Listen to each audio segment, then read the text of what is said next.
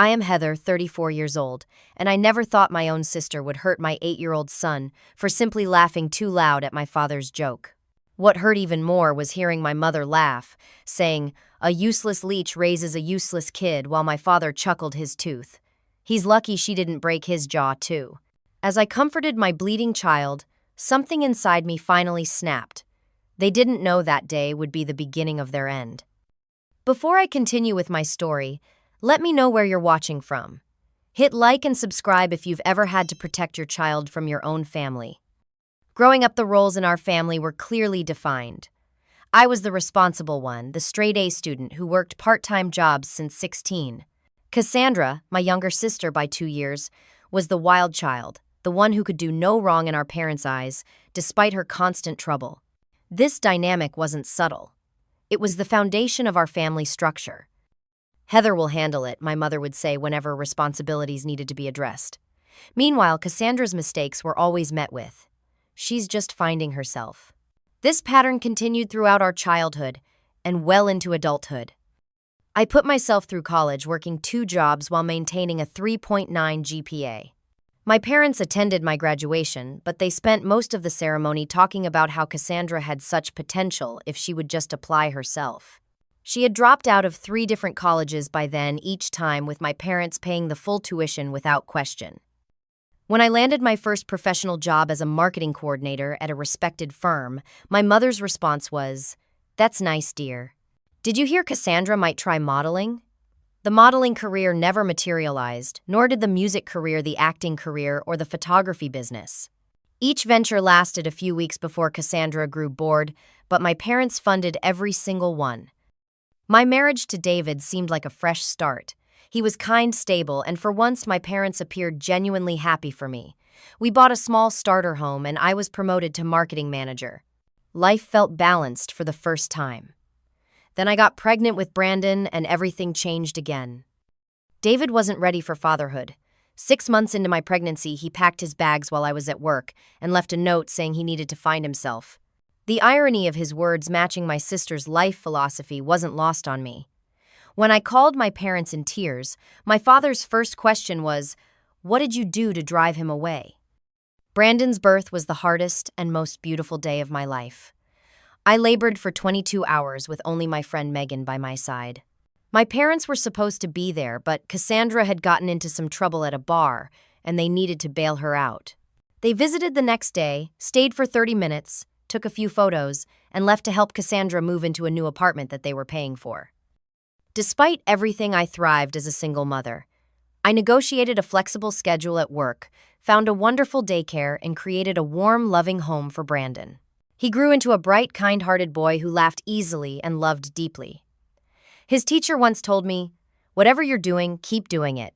He's the most emotionally intelligent child I've ever taught. Meanwhile, Cassandra's life continued its predictable pattern. By the time she hit 32, she had been fired from 12 jobs, evicted from 3 apartments, and had run up credit card debt that my parents paid off twice. When she moved back into my parents' suburban home, no one was surprised. For years, I kept contact minimal. Birthday calls, holiday visits kept as short as possible, and occasional family dinners where I would smile tightly through Cassandra's dramatic stories and my parents' doting responses.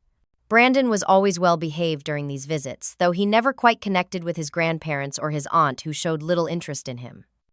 "You need to make more effort with your sister," my mother would say during our monthly phone calls. "Family is family, Heather. You're all going to need each other when we're gone." After years of pressure, I finally agreed to bring Brandon to a Saturday family gathering. My parents were celebrating their 40th wedding anniversary, and I couldn't reasonably decline. Brandon was excited. Despite everything he loved, the idea of having a big family. "Will Aunt Cassandra like me this time, Mom?" he asked, as we packed a small gift for my parents. The question broke my heart, but I plastered on a smile. "Just be yourself, honey. Who wouldn't love you?" I said, making a silent promise to protect him from any coldness. If I had known what would happen, I would have never stepped foot in that house again. The drive to my parents' house that Saturday felt longer than the usual 20 minutes. Their suburban home looked exactly as it always had, meticulously maintained lawn seasonal wreath on the door and the faint scent of my mother's signature potpourri wafting from inside. Brandon clutched the wrapped picture frame we had bought his face, a mixture of excitement and apprehension. "Remember your manners, but also remember to have fun," I told him, straightening his collar. Grandparents love to be impressed by their grandchildren. The door opened before we could knock. Cassandra stood there, cocktail in hand, despite it being barely noon. Her eyes flicked over us dismissively. "They're here," she called over her shoulder, not bothering with a greeting. "Brandon, look how tall you've gotten," my mother exclaimed, appearing behind Cassandra. She bent to hug him stiffly, careful not to wrinkle her blouse. My father emerged from his study, offering a brief pat on Brandon's shoulder before returning to watching the golf tournament on television. The first hour passed with the usual small talk. My mother's bridge club gossip, my father's complaints about the neighbors, and Cassandra's newest interest. Apparently, she was considering becoming a life coach. "I'm just so good at giving advice," she explained, refilling her glass for the third time. Brandon sat quietly beside me on the sofa, occasionally whispering questions in my ear. "Why does Grandma keep looking at her watch?" Or, "Is Aunt Cassandra mad at us?" I answered each one softly, keeping my arm around his shoulders. When my mother announced lunch was ready, we moved to the dining room. The table was set with the good china, a detail that pleased me briefly, until I noticed there were only decorative paper napkins at Brandon's place setting, while everyone else had cloth napkins. I didn't want him to stain the good ones, my mother explained when she caught my gaze. Lunch was my father's grilled specialty steaks for the adults and a hot dog for Brandon, despite me having mentioned multiple times that he preferred chicken. Still, Brandon ate politely, answering questions about school with enthusiasm. I got chosen to represent my class in the science fair, he mentioned when my father asked about his hobbies. "My project is about how different liquids freeze at different rates." My father nodded, clearly uninterested, until Brandon added, "I got the idea from when you showed me how to make ice cream last summer, Grandpa." This caught my father's attention. He had indeed spent one rare afternoon showing Brandon how to make homemade ice cream during a previous visit. "You remembered that, did you?" His tone held a hint of pride. What followed was the most genuine interaction I'd seen between them. My father began telling Brandon about a science project he'd done as a boy involving a homemade volcano.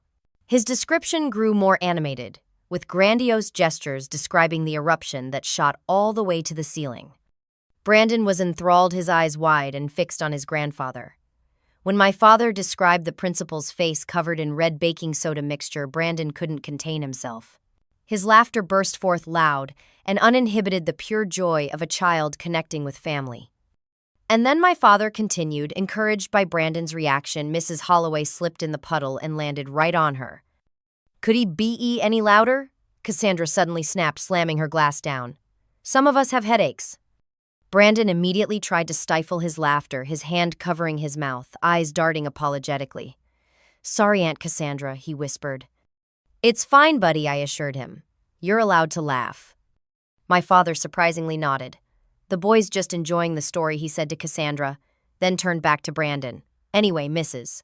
Holloway landed right on her backside, and the whole cafeteria went silent until—" Brandon couldn't help it. The mental image was too funny, and he erupted into another peal of laughter, this one even louder than before. His whole body shook with it, his face turning slightly red as tears of mirth gathered in his eyes. What happened next occurred so quickly I couldn't prevent it. Cassandra shot up from her chair, her face contorted with rage. "I said shut up." She lunged across the table, her hand swinging toward Brandon's face. I heard the sickening crack before I fully registered what was happening. Her hand had connected with his mouth with such force that his head snapped back. Brandon's laughter transformed instantly into a cry of pain and shock. His hands flew to his mouth, and when he pulled them away, they were covered in blood. In the center of the blood pooling in his palm was a broken tooth. "Brandon." I was at his side in an instant, grabbing napkins to stem the bleeding. "What is wrong with you?" I screamed at Cassandra, who stood there breathing heavily, not a hint of remorse on her face. Brandon's sobs tore through the room as I cradled him against me, trying to assess the damage while keeping my own panic at bay. His front tooth was broken at a jagged angle and his lip was split. Blood stained his new blue shirt, the one he had picked out specially for this visit. "Let me see, baby," I said, gently tilting his face up. "It's going to be okay." But as I looked from my son's injured face to my sister's cold expression, I knew nothing about this situation was okay. As I held Brandon's trembling body against mine, pressing the napkin to his bleeding mouth, I expected the room to erupt in concern.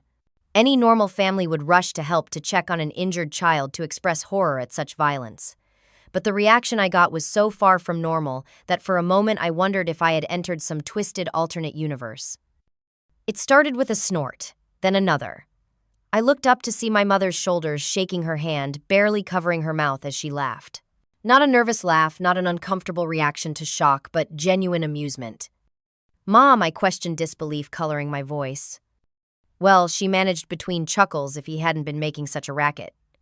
"Children need to learn volume control, Heather." Brandon pressed his face into my shoulder, his small body still shaking with sobs. I could feel his tears soaking through my blouse as he whispered, "It hurts, Mommy." "Let me see that boy," my father finally said, approaching us.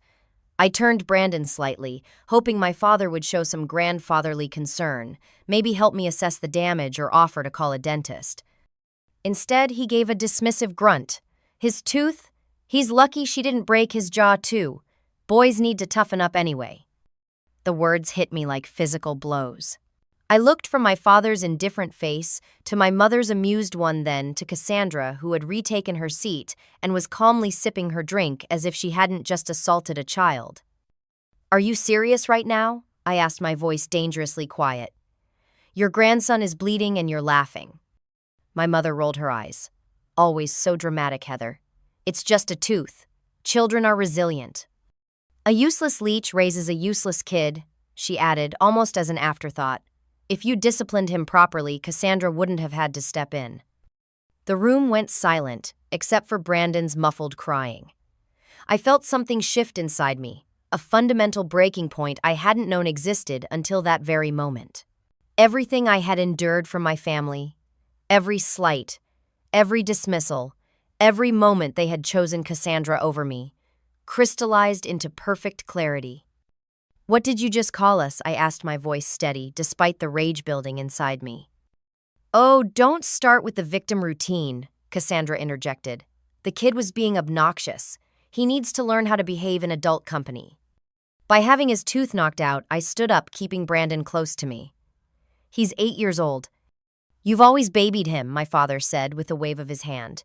"No wonder he acts like that with no male influence. What did you expect when you drove David away?" That was it, the final straw. I grabbed Brandon's jacket and our bag, keeping one arm firmly around my son. "He was laughing at your story, Dad. He was connecting with you. And this is how you repay him." I couldn't keep the hurt from my voice. "We're leaving. Don't call us. Don't text. Don't expect to see either of us again." "Don't be ridiculous," my mother scoffed. "Where are you going to go? You always come crawling back, Heather. You need us more than we need you." Cassandra smirked. "Yeah, good luck paying for that dental work on your pathetic salary. Maybe if you ask nicely, Mom and Dad will help you out. Again." I stopped at the doorway and looked back at the three of them, these people who were supposed to love and protect us. "I would live in my car before I asked you for another thing. Brandon deserves better than all of you." The drive home was filled with Brandon's questions that broke my heart all over again. Why did Aunt Cassandra hit me? Mom? Was I really too loud? Why were Grandma and Grandpa laughing? Do they hate me? I tried to answer honestly while shielding him from the worst of it. "Sometimes adults do very wrong things, honey. Your aunt was completely wrong to hurt you. Grandma and Grandpa were wrong too. None of this is your fault." "But they're family," he said, his voice small and confused. "You said family loves each other no matter what." I gripped the steering wheel tighter, tears threatening to spill over. "I was wrong, Brandon. Some people don't know how to love properly, even if they're family. But I promise you, I love you enough for all of them combined." As we pulled into our driveway, Brandon had fallen into an exhausted, sleep-dried blood still on his chin.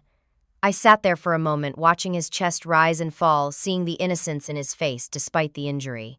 In that moment, I made a promise to both of us. This wouldn't be another incident we silently endured. This time, there would be consequences. My phone buzzed with a text from my mother. "You're overreacting as usual. Cassandra feels bad, but you know how she gets when she has a headache. Come back tomorrow when everyone's calmed down." I turned off my phone without responding. There was nothing left to say to them. Instead, I gently woke Brandon and led him inside, where I cleaned his wound more thoroughly and gave him children's pain reliever. As he drifted off to sleep in my bed that night, clutching his favorite stuffed dinosaur, I sat beside him researching emergency dental clinics and making plans. Plans that would ensure no one in my family would ever hurt my son again.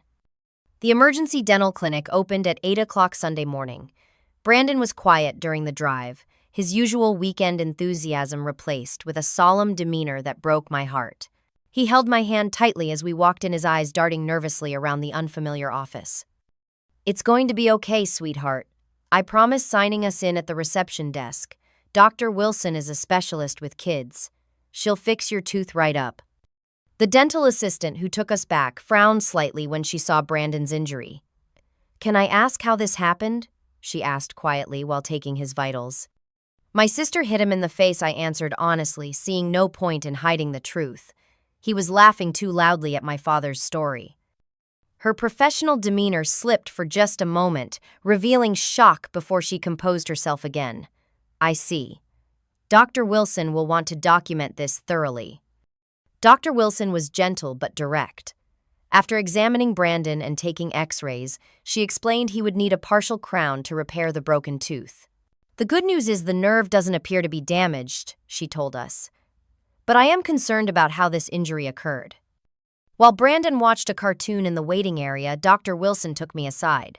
"Miss Mitchell, as a healthcare provider, I'm obligated to report suspected abuse." "I understand," I said, my voice steady. "My sister did this. My parents laughed about it. We will never be around them again, but please do what you need to do. Document everything." The procedure took nearly 2 hours. Brandon was brave, only squeezing my hand tightly when the numbing injections went in. When it was over, he studied his repaired tooth in the mirror, running his tongue over the unfamiliar surface. "Will it always feel different?" he asked on the drive home. "For a little while," I answered. "But soon you won't even notice it." I wished I could promise the same for the emotional wounds, but those would take longer to heal. That night, after tucking Brandon in with extra stories and reassurances, I sat alone at my kitchen table, my mind racing with everything that had happened. My phone had been buzzing intermittently all day. I finally gathered the courage to look at the messages. "From my mother, you're being childish. It was just a little tap. Cassandra says Brandon was being disrespectful." "From my father, your mother is upset. Call her and apologize for storming out." "From Cassandra Drama Queen, much. Tell the brat I'm sorry if that makes you feel better. But maybe teach him some manners first." Not a single genuine apology. Not one expression of concern for Brandon's well-being. Just more of the same toxic patterns that had defined our family dynamics my entire life. I couldn't sleep that night. Every time I closed my eyes, I saw Brandon's bloody hands, heard my mother's cruel laughter. By morning, my path was clear. This wasn't just about one incident. It was about a lifetime of accepting treatment that neither Brandon nor I deserved. The next day, I called in sick to work and contacted a family therapist who had been recommended by Brandon's school counselor months ago. Dr. Larson agreed to see us that afternoon. "What brings you in today?" she asked gently after introducing herself to both of us. Brandon looked at me uncertainly and I nodded encouragingly. "It's okay to tell her, honey." Hesitantly, Brandon explained what had happened, showing his repaired tooth. Dr. Larson listened attentively, asking clarifying questions without judgment. When Brandon had finished, she praised his bravery and asked if he'd like to draw in the adjoining room while she spoke with me. Once we were alone, Dr. Larson's expression grew serious. "This is concerning on multiple levels, Heather. Not just the physical assault, but the entire family's reaction." "I know," I whispered. "I've spent years making excuses for them, hoping things would change. I kept exposing Brandon to them because I thought having family was important. But now you see the pattern more clearly," she finished for me. "Often it takes a shocking event like this to recognize toxic family dynamics that have been normalized over time." For the next hour, I poured out my family history to this stranger. The years of being the responsible one while Cassandra was rewarded for her chaos. The constant criticism of my choices while my parents enabled my sister's worst behaviors, the subtle and not-so-subtle ways they had undermined my confidence and self-worth. It sounds like you've been in a cycle of hoping for their approval while being repeatedly disappointed, Dr. Larson observed. And now they've brought your son into this unhealthy dynamic. I don't want this for him, I said firmly. I don't want him growing up thinking this is what family means. I don't want him doubting himself the way I've doubted myself. What do you want to do? She asked. The question hung in the air. What did I want? For years, I had been reacting to my family's expectations and demands. I had been so busy trying to earn their love that I hadn't considered what I actually wanted from these relationships. I want to protect my son, I said finally. I want to show him that we don't have to accept mistreatment even from family. I want to break this cycle. Dr. Larson nodded. Those are excellent goals. Breaking generational patterns of dysfunction takes courage. That evening after Brandon was asleep, I began researching. I looked into family estrangement, setting boundaries, and protecting children from toxic relatives.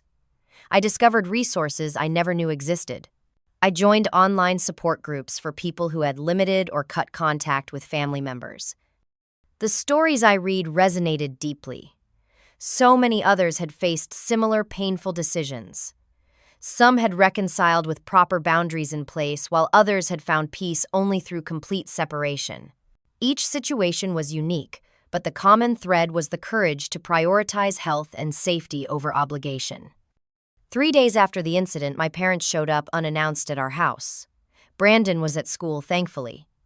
I answered the door but didn't invite them in. This has gone on long enough, my father said gruffly. Your mother made pot roast. Come to dinner Friday and let's put this nonsense behind us. Cassandra feels terrible, my mother added, though her tone suggested irritation rather than remorse. She even bought Brandon a video game. Come on, Heather. Family has to stick together. I looked at them standing on my porch, these people who had consistently chosen Cassandra over me, who had laughed when my child was hurt, who were now expecting me to sweep it all under the rug as I always had before. No, I said simply. No, my father repeated as if he hadn't heard correctly. Number Brandon and I won't be coming to dinner. Not Friday, not ever. What happened wasn't nonsense. It was assault on a child. My child. You're blowing this way out of proportion, my mother exclaimed. It was a little discipline that got out of hand. If you'd raised him better. I held up my hand, stopping her mid-sentence. That's enough. I'm not having this conversation again. Please leave. You can't keep our grandson from us, my father threatened. We have rights. Something cold settled in my stomach. Actually, you don't. Grandparents' rights only apply in certain circumstances, and abusing the child in question isn't one of them. I've consulted an attorney. This wasn't entirely true, but seeing their shocked faces made me realize I needed to do exactly that. As soon as they left, I made another call, this time to a family law attorney recommended by someone in my support group. That night, I wrote in my journal documenting everything that had happened and my feelings about it. The weight of my decision was enormous, but for the first time in years, I felt clarity. I was choosing to protect Brandon and myself. I was choosing health over obligation, safety over toxic connection. As I wrote, I realized this wasn't just about one incident. It was about reclaiming our worth and refusing to participate in destructive patterns any longer. The path forward wouldn't be easy, but it was necessary. For both of us. The family law attorney's office was in a converted Victorian house downtown, its interior surprisingly modern, despite the classic exterior. Jennifer Reynolds had come highly recommended for her experience with family estrangement cases, and as I sat across from her detailing the events of the past week, I felt a growing sense of validation. I'm glad you came in, she said when I finished. What happened to your son is unacceptable, and your family's reaction compounds the issue significantly. What are my options? I asked, my hands clasped tightly in my lap. I want to ensure they understand there are consequences, but most importantly, I need to protect Brandon. Jennifer pulled out a legal pad and began writing. Let's start with documentation. You mentioned the dentist documented the injury. Yes, she took photographs and noted the cause in his file. Good. We should request those records. Did you file a police report? I shook my head. I was focused on getting Brandon treatment. Should I have? It's not too late, she assured me. A report creates an official record of the incident. Even if you don't press charges now, having that documentation is valuable. For the next hour, we outlined a comprehensive strategy. Step 1 was securing all medical records related to Brandon's injury. Step 2 was filing a police report documenting Cassandra's assault. Step 3 was drafting a formal cease and desist letter to all 3 family members. What about a restraining order, I asked. That's an option, but courts generally require a pattern of harassment or threats. Let's start with the cease and desist, which formally notifies them that contact is unwanted. If they violate that, we have grounds for further legal action. As we were wrapping up, Jennifer asked a question that caught me off guard. Has your family ever provided financial support for Brandon trust funds, education accounts, anything like that? No, I answered. They've never contributed financially. I've been completely self-sufficient since college. Jennifer made another note. And your parents' financial situation, assets, property, businesses, they're comfortable. My father owned a successful construction company before retiring. They have the house investments. I paused suddenly, remembering something. My grandmother, my father's mother, left an inheritance when she died.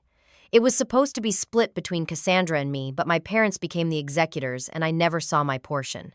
They said it was being properly managed. Jennifer's eyebrows raised slightly. How long ago was this? 12 years. I was 22, just starting my career. They said I wasn't responsible enough yet. And the approximate value? Grandmother's estate was worth about $300,000 total, so my share would have been $150,000. The number felt strange to say out loud. I had almost forgotten about this money over the years, accepting my parents' management as normal. Jennifer made several more notes. I think we should look into this as well. Executors have fiduciary responsibilities. If they've been misappropriating your inheritance, that's a separate legal issue. The suggestion that my parents might have actually done something illegal hadn't occurred to me. I had been so accustomed to accepting their authority that I'd never questioned their handling of my inheritance. Would that help protect Brandon somehow, I asked, still focusing on my primary concern. Potentially. Financial leverage can be effective in negotiating family disputes. More importantly, it establishes a pattern of their behavior. If they've been financially exploiting you while claiming it's for your own good, it supports our case that they don't have Brandon's best interests at heart. I left Jennifer's office with a detailed action plan and a strange mixture of dread and determination. That afternoon, I filed a police report about the assault, providing the dental records as evidence. The officer who took my statement was professional but sympathetic, especially when I explained the family dynamics involved. Unfortunately, we see this kind of family violence more often than you'd think, he told me. You're doing the right thing by documenting it officially. The next day, I took a personal day from work and began the process of untangling my financial connections to my family. I discovered my parents were still listed as beneficiaries on an old life insurance policy. Cassandra was listed as Brandon's guardian in my outdated will. My emergency contact at work was still my mother. One by one, I changed these connections. I updated my will to name my friend Megan as Brandon's guardian should anything happen to me. I changed my life insurance beneficiary to Brandon with a trust established to manage the funds. I updated all emergency contacts to remove my family members. While going through old financial documents, I found the original letter from the estate attorney handling my grandmother's will. It clearly stated her wishes the money was to be divided equally between Cassandra and me, with no conditions or delays mentioned. This contradicted everything my parents had told me about needing to manage my portion. I scanned the document and emailed it to Jennifer, who responded quickly. This is significant. If they've been using your inheritance for other purposes, particularly to support Cassandra, we have grounds for a misappropriation claim. A week after the incident, I received the first legal communication from my parents. It wasn't an apology, but a thinly veiled threat. We've consulted with our attorney about grandparents' rights. We expect regular visitation with Brandon to resume immediately. I forwarded the message to Jennifer, who responded with our next step, a formal investigation into my parents' handling of my inheritance. She engaged a forensic accountant to trace the funds from my grandmother's estate. While these legal wheels were turning, I focused on Brandon's emotional recovery. We continued sessions with Dr. Larson, who helped him process his feelings about the incident and about potentially not seeing his grandparents or aunt again. I miss Grandpa's stories, he admitted during one session, but I don't miss being scared. That makes perfect sense, Dr. Larson assured him. We can miss parts of relationships while recognizing that other parts weren't healthy. 3 weeks after our initial consultation, Jennifer called with surprising news. The forensic accountant found something interesting. Your parents established a trust fund for Cassandra's future children using what appears to be your portion of the inheritance.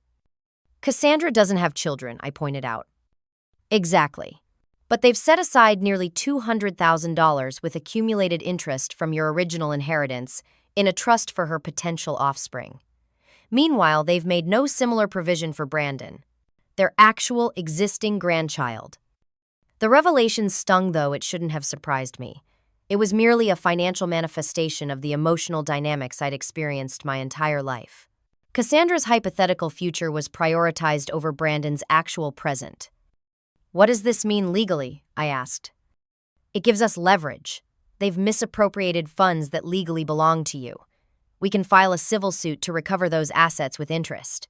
More importantly, it establishes a pattern of favoritism and financial misconduct that undermines any grandparents' rights claim they might make. The plan was coming together. Jennifer drafted a formal letter outlining the misappropriation findings and demanding the return of my inheritance plus interest. Simultaneously, she prepared to counter any legal action my parents might take regarding access to Brandon. What about Cassandra? I asked during our next meeting. She's the one who actually assaulted Brandon.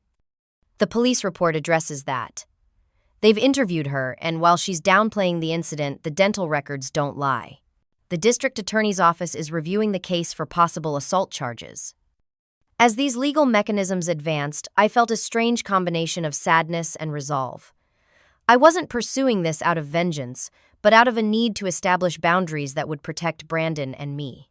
The family dynamics that had seemed normal for so long were being exposed as deeply dysfunctional, even potentially criminal. Will any of this actually change them? I asked Dr. Larson during my individual therapy session. That's not something you can control, she reminded me gently. What you're doing is creating consequences for their actions, which is healthy. Whether they learn from those consequences is up to them. 6 weeks after the incident, we had our answer. Rather than acknowledging their wrongdoing or attempting to make amends, my parents escalated. They filed for grandparents' visitation rights, claiming I was alienating Brandon out of spite. Cassandra gave a statement supporting their petition, describing herself as a concerned aunt who had barely tapped Brandon when he was out of control. Their response solidified my resolve. This wasn't about one broken tooth anymore. It was about breaking the cycle of dysfunction that had persisted across generations in my family. With Jennifer's guidance and Dr. Larson's support, I was ready to stand firm against the people who had failed to protect both me and my son. The first official confrontation came in the form of certified letters. Jennifer had prepared separate legal documents for each family member, a cease and desist notice for Cassandra regarding the assault and formal demands for my parents to account for and return my misappropriated inheritance. Their responses were predictably dismissive. My mother called, leaving a voicemail dripping with indignation.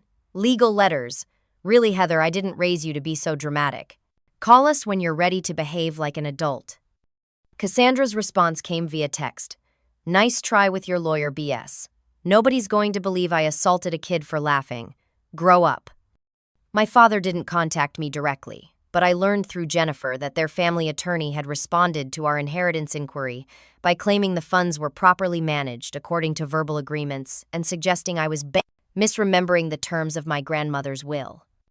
I maintained my silence, letting Jennifer handle all communications. Meanwhile, Brandon and I settled into a new routine. We moved forward with our lives, focusing on his healing and our growing circle of supportive friends.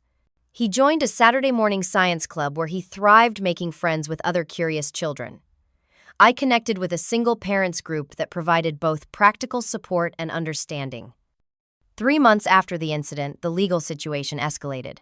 The district attorney's office decided to pursue misdemeanor assault charges against Cassandra based on the dental records, police report, and Brandon's consistent account of what happened.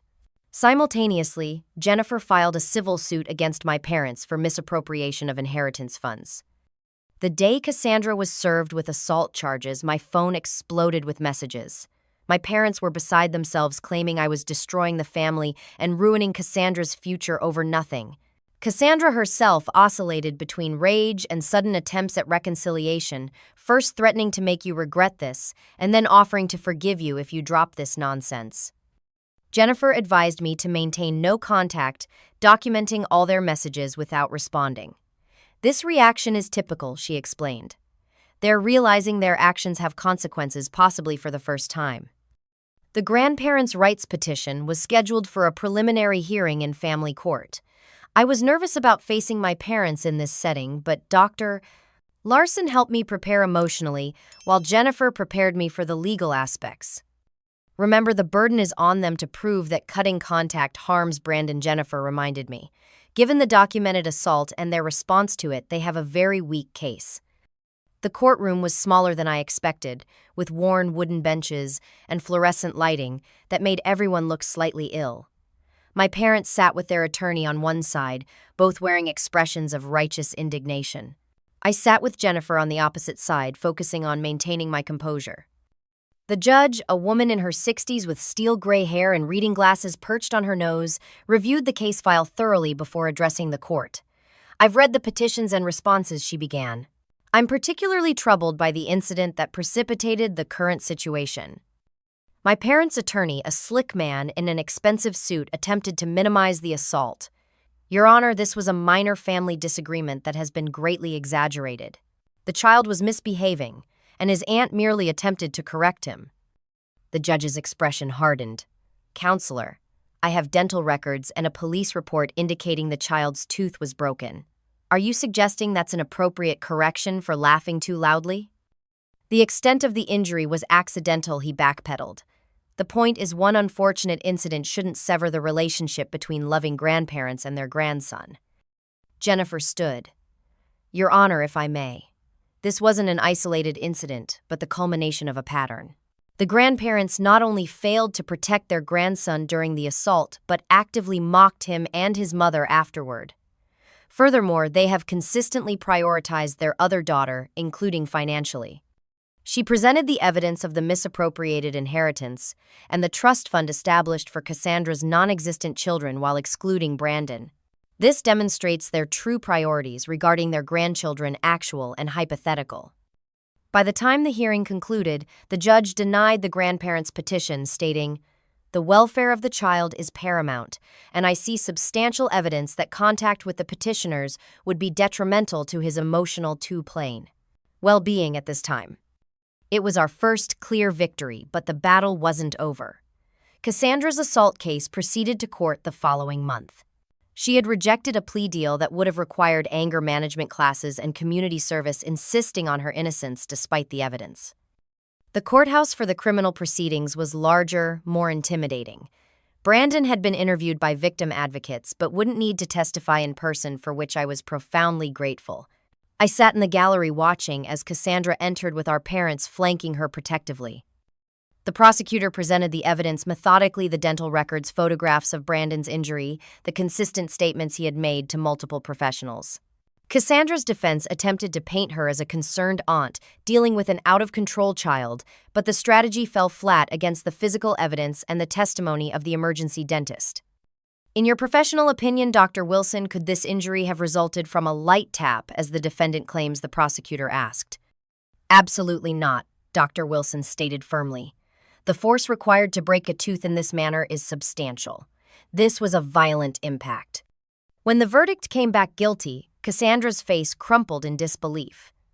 The judge sentenced her to 1-year probation, mandatory anger management classes, and restitution for Brandon's dental expenses. Additionally, she was ordered to have no contact with Brandon for the duration of her probation. Outside the courthouse, reporters from the local newspaper had gotten wind of the unusual case: a woman convicted of assaulting her nephew over laughter. I declined to comment, but Cassandra made a scene, claiming she was being persecuted for disciplining an out-of-control child. Her outburst, captured on video by a bystander, only reinforced the court's findings. The civil case against my parents moved slower but with steady progress. The forensic accountant had traced the path of my inheritance through various accounts documenting how they had diverted the funds to Cassandra's expenses and eventually into the trust for her future children. The evidence of financial misconduct was substantial.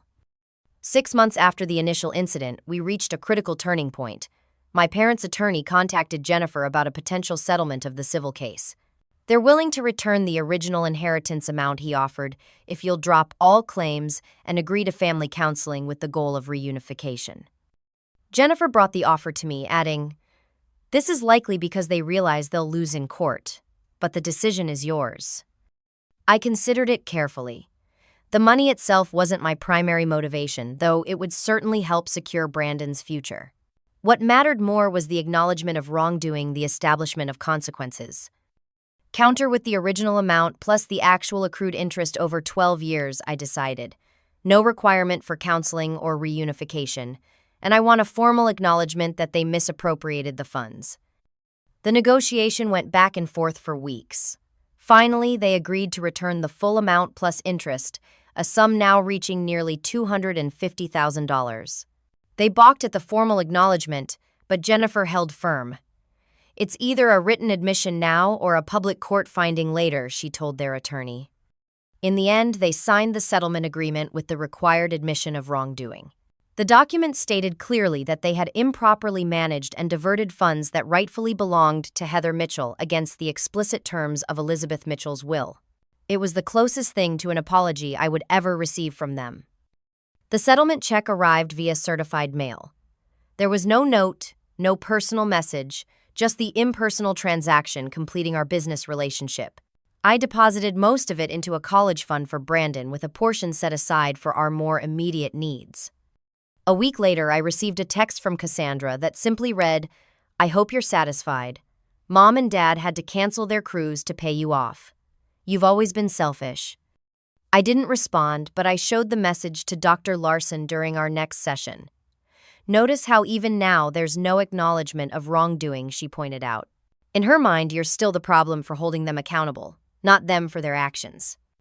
The final confrontation came unexpectedly 9 months after the original incident.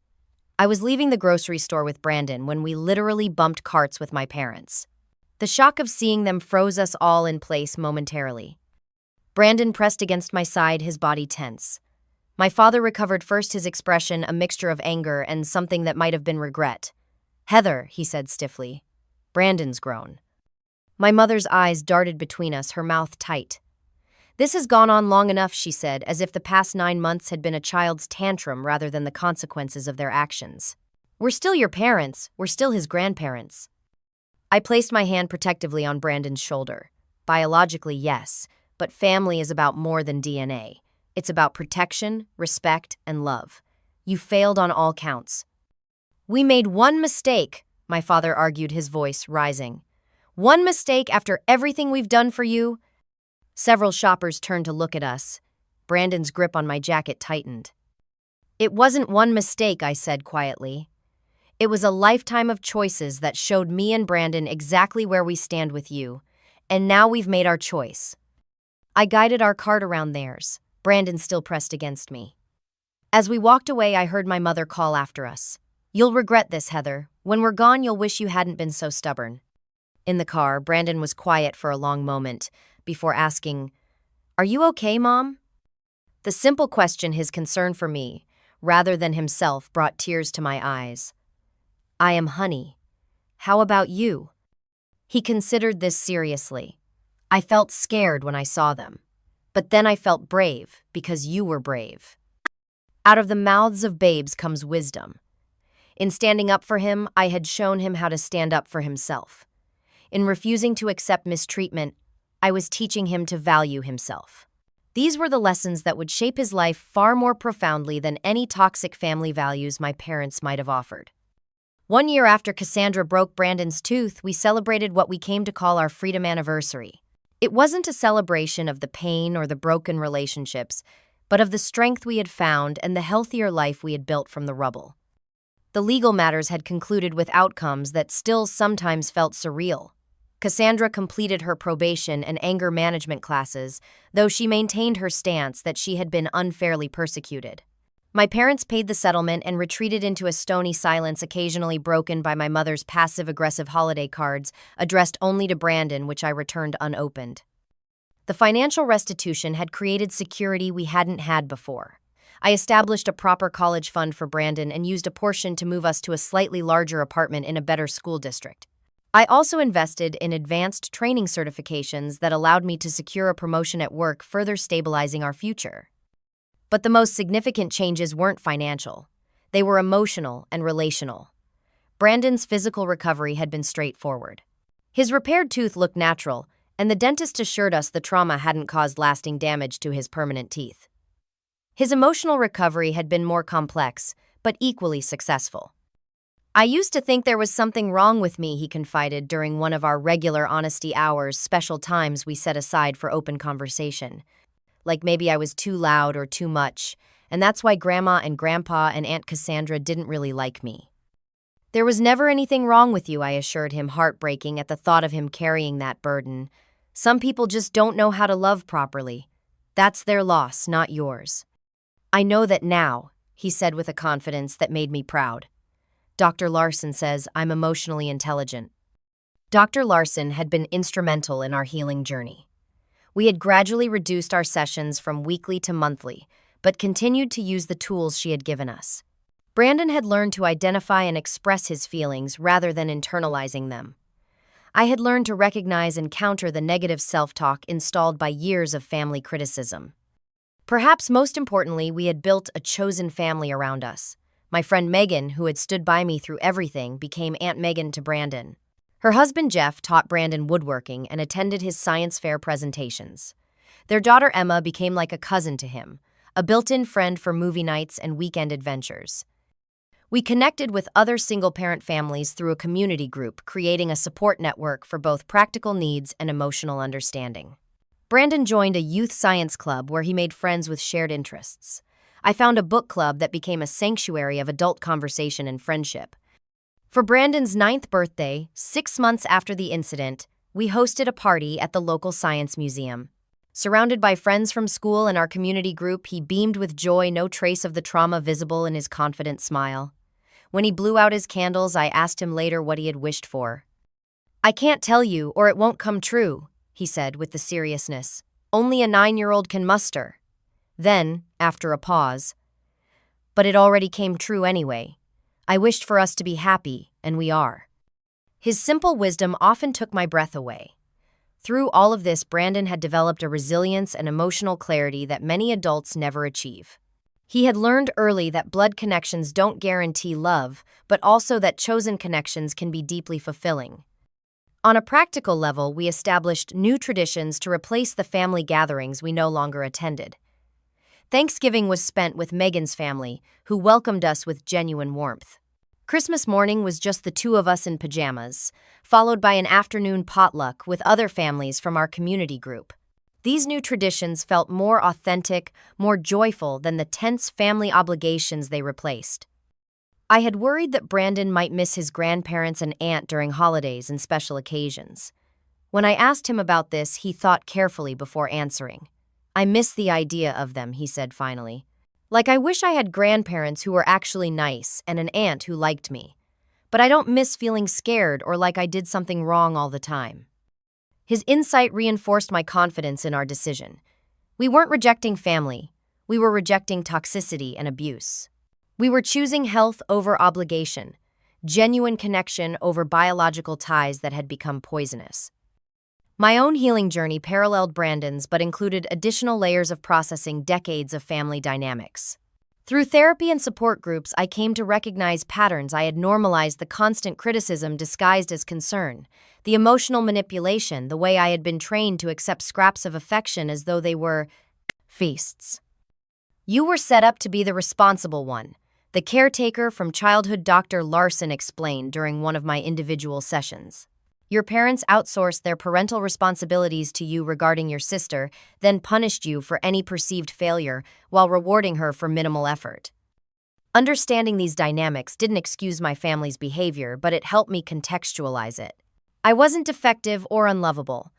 I had been cast in a role designed to absorb blame and provide support without receiving either in return.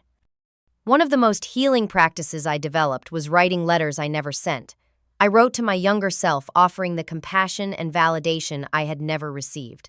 I wrote to Brandon promising to break the cycles of dysfunction. I even wrote to my parents and Cassandra expressing the hurt and anger I still carried, but no longer allowed to define me. 14 months after the incident, we received unexpected news. Cassandra had been arrested for assaulting a bartender who refused to serve her after she'd had too much to drink. My mother called, breaking our long silence, to demand that I help fix this situation, since I knew how the legal system worked now. "I'm sorry she's in trouble," I replied calmly, "but that's not my responsibility. I hope she gets the help she needs." "She wouldn't be in this mess if you hadn't set the precedent with your vindictive charges," my mother snapped. "Family is supposed to protect each other, not throw each other to the wolves." The irony of her statement was not lost on me. "You're right about one thing," I agreed. "Family should protect each other. You and Dad should have protected me from Cassandra's abuse growing up. You should have protected Brandon when she assaulted him. You didn't. I'm breaking that cycle." I ended the call feeling a strange sense of peace. Their problems were no longer my problems. Their crises were no longer my responsibility to solve. The boundary I had established was holding not just legally, but emotionally. 2 years after the incident, Brandon's tooth needed a minor adjustment. As we sat in the dental office waiting room, he looked up from his book suddenly. "Mom, do you ever miss them, Grandma and Grandpa and Aunt Cassandra?" I considered the question honestly. "I miss who I wish they could be," I answered. "I miss the idea of having parents who are supportive and kind, and a sister who could be a friend. But I don't miss the reality of how they treated us." He nodded, processing this. "That makes sense. It's like missing a story instead of the real people." "Exactly," I squeezed his hand. "But you know what? We've written a better story for ourselves." And we had. Our life wasn't perfect, but it was authentic. We had challenges, but we faced them together with healthy coping strategies. We had built a community of genuine connection rather than obligatory ties. Most importantly, Brandon was growing up knowing his worth was inherent, not dependent on others' validation. The broken tooth that had seemed so traumatic had become a symbol of our fresh start.